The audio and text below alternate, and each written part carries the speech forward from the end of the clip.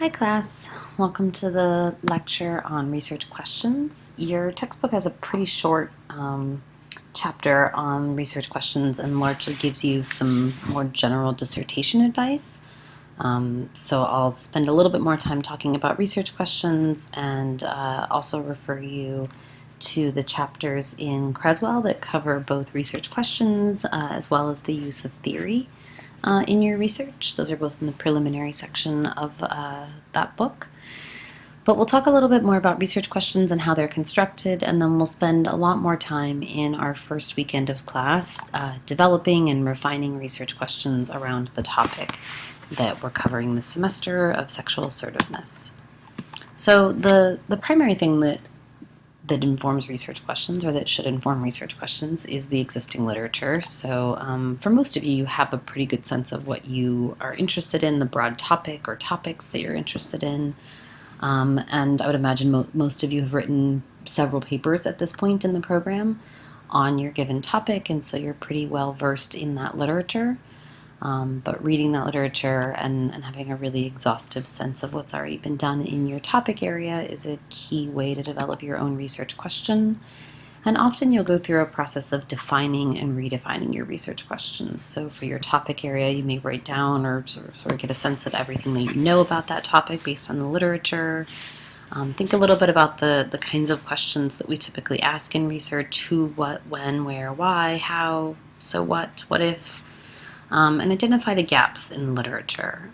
And I think one of the toughest things for students to do oftentimes is think very narrowly. Particularly in this program, I think we're great at giving you a sense of how complex all of this is: sexuality, people's lives, psychology, social context, things like that. And when you get to quantitative research questions in particular, they're very small questions, very tiny pieces of these gaps in the literature.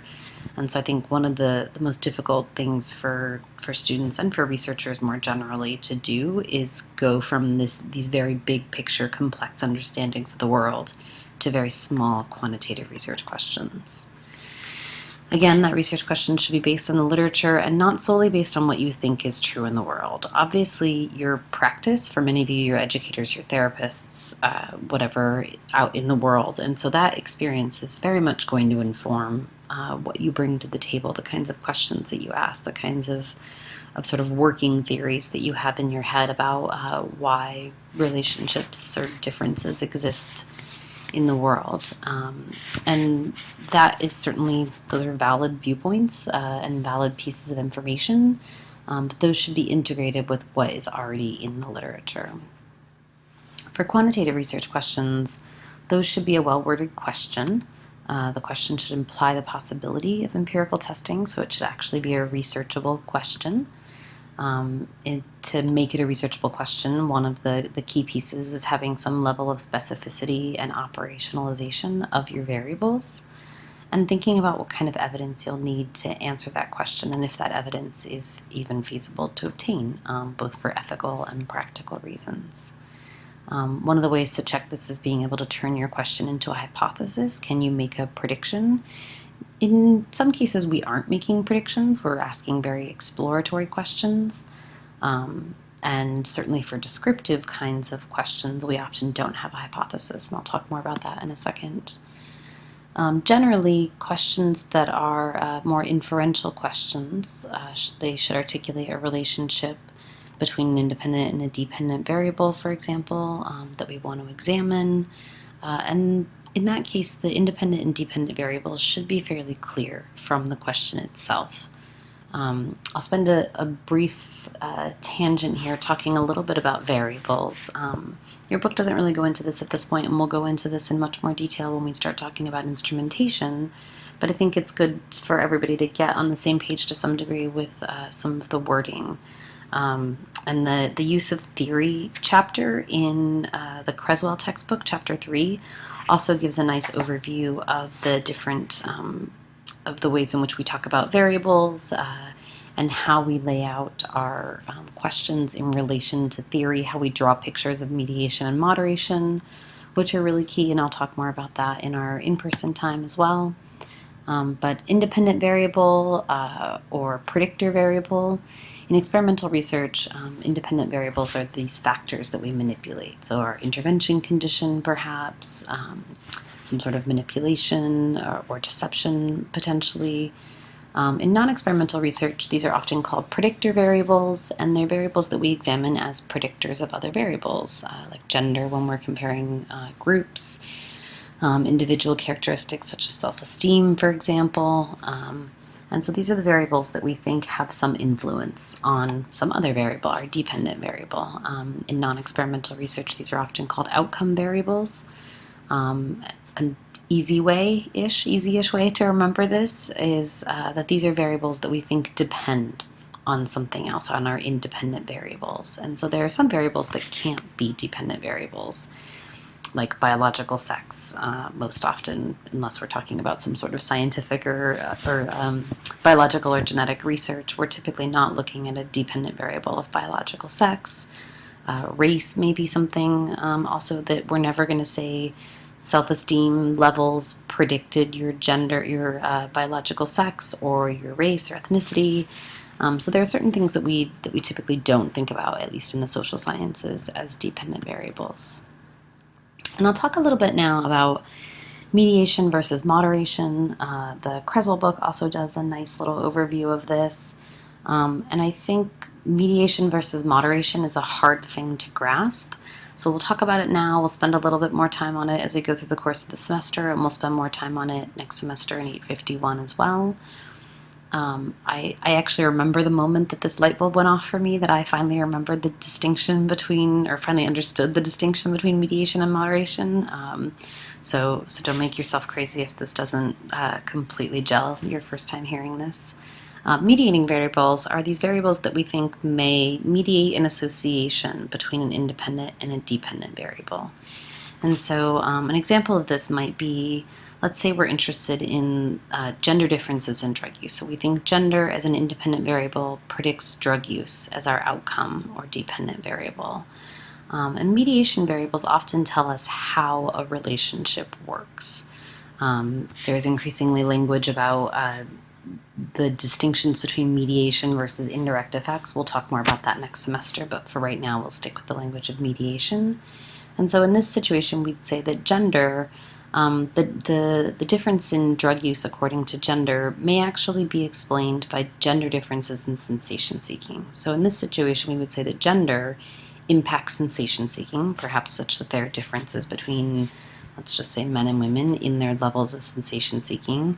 And then sensation seeking is actually then what predicts drug use.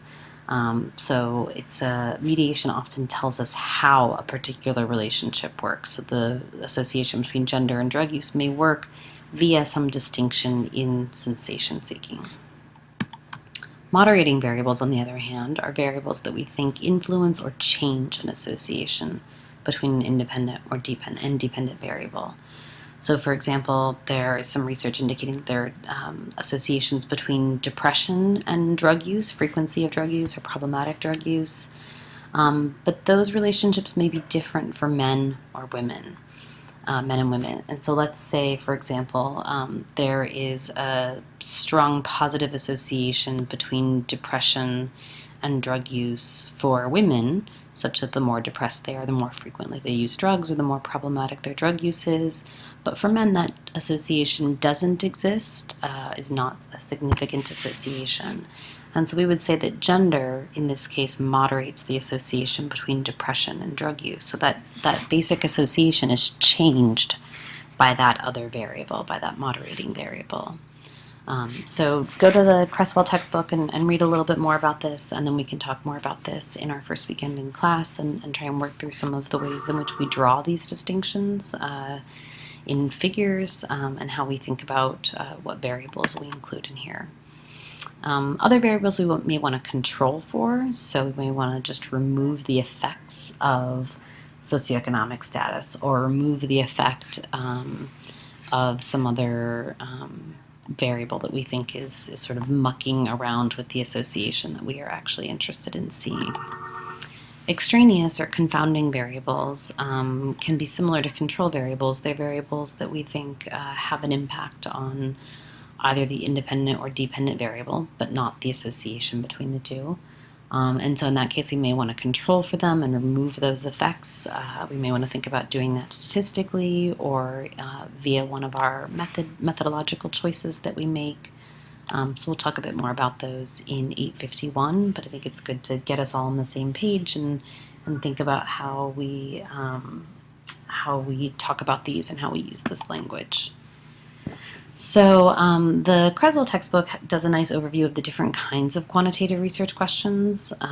We'll talk a bit more about these on our first weekend of class and go over some of the research questions that you submit and fine-tune those and think about the different kinds of questions that we can ask. The basic types of quantitative research questions are descriptive questions, comparison questions, and questions that relate variables or constructs. So in descriptive questions, we're asking questions that would describe a sample, describe a behavior, a characteristic, a group of people perhaps. So for example, what are the sexual health practices of low-income adolescents in Philadelphia? And I'll expand on these in just a second. Comparison questions may be questions like, how do the sexual health practices of low-income adolescent girls compare to the sexual health practices of low-income adolescent boys?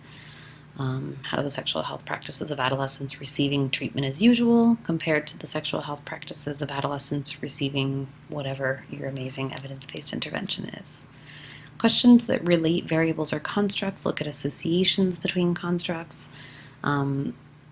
So some examples of these kinds of questions are, to what extent does socioeconomic status relate to adolescent sexual health practices?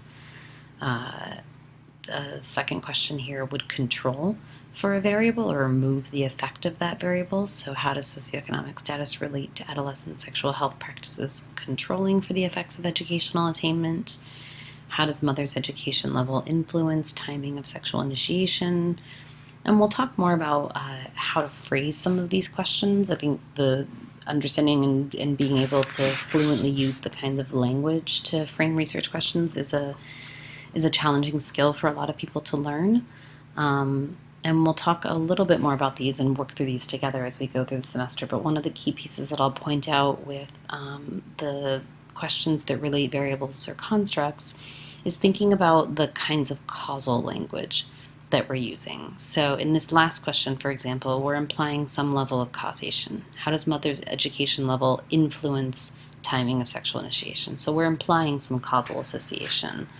Whereas in these first two questions, the causal language is not as strong here. So to what extent does socioeconomic status relate to adolescent sexual health practices?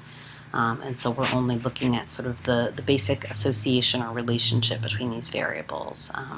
We may think, in fact, that socioeconomic status does impact or influence, have some causal effect on adolescent sexual health practices. And depending on the methods we use, we can test that to varying degrees of success and validity. And so it's important to think a little bit about the kinds of causal language that you're using from the very beginning of setting up your research questions in your study. So in descriptive research questions, there typically aren't hypotheses associated with these. So for example, what are the sexual health practices of low-income adolescents in Philadelphia? We wouldn't necessarily have a specific outcome that we're looking at. This is more of an exploratory kind of question where we want to describe a sample, describe a behavior in a particular population of people. And so we wouldn't say, I hypothesize that these are good or bad or 7.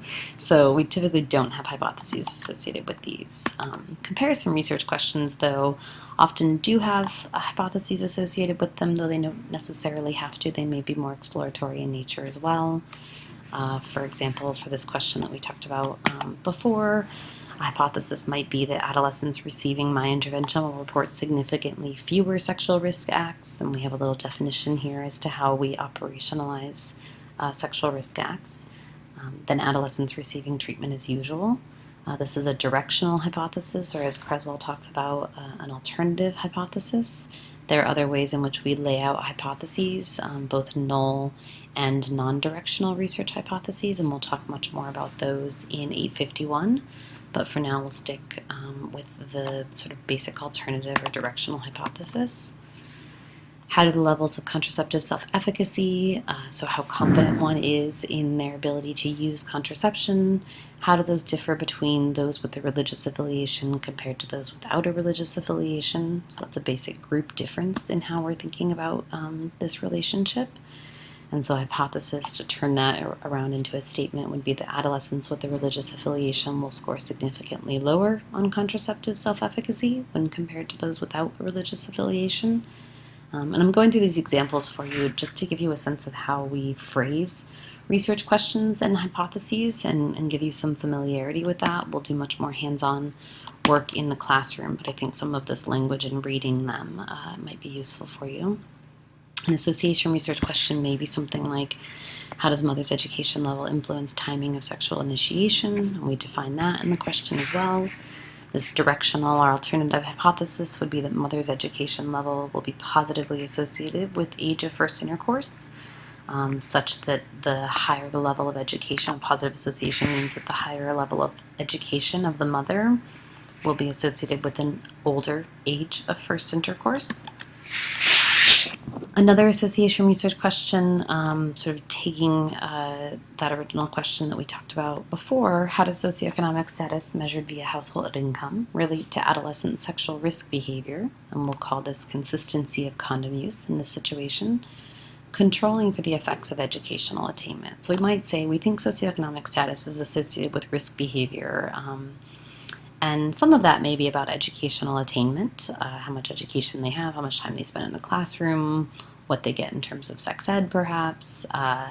But we think there probably are other factors that are at play in here. So we're going to remove the effects of the educational component and look to see what that association is without that component in there. So the hypothesis for this kind of a question would look like this: controlling for educational attainment, socioeconomic status will be positively associated with consistency of condom use, and that positive association again means that the higher their socioeconomic status, the more consistently they use condoms.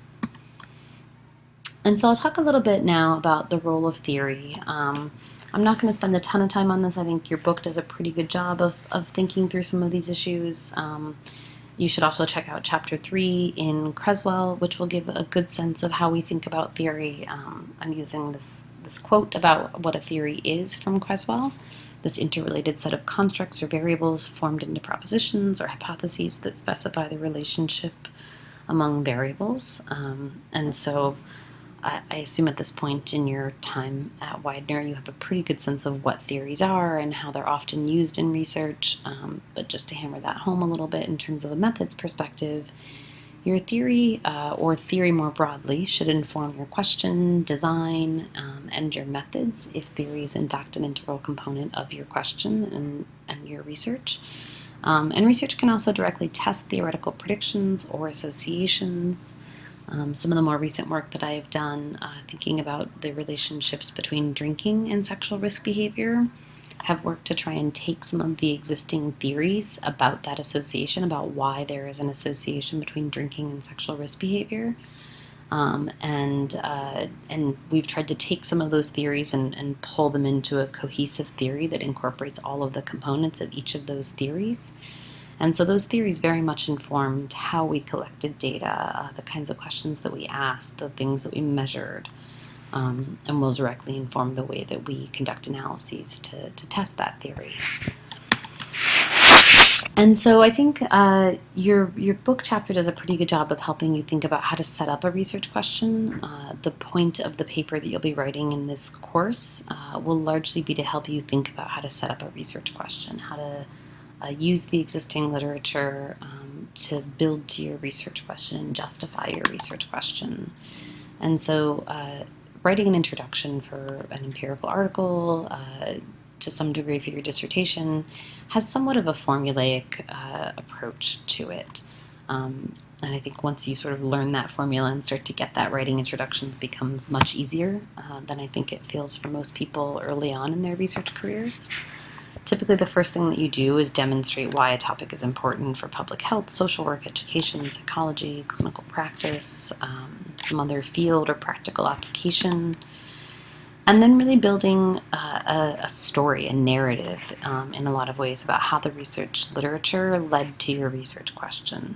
And this is a lot more than just a literature review. You're really writing a story and using that literature to support or build that story. And so you're giving a sense of what we know already related to this topic, and what other people have found about this association or this group comparison, or about others like that if there isn't much research in a particular area, and giving your reader a sense of what do we still need to know, or what do we need to know more about. How are you going to expand, fill some gap, tell us more about this particular topic than we already know. And then you'll hopefully get to your research question. That question will be an incredibly obvious question, and you'll be able to give your reader a clear sense of how that question will fill a gap in the literature, extend our knowledge in some important way. And we'll talk much more in our second weekend of class about writing an introduction. I'll provide some other readings around writing introductions that hopefully will be helpful to you as you work on your paper for this course and as you work on your dissertation moving forward. So I will end there for this very quick research questions lecture, and we'll spend a lot more time in class going over sort of practice of how to do these, how to formulate these questions and write them, and we'll use those to guide the survey research that we'll do in class.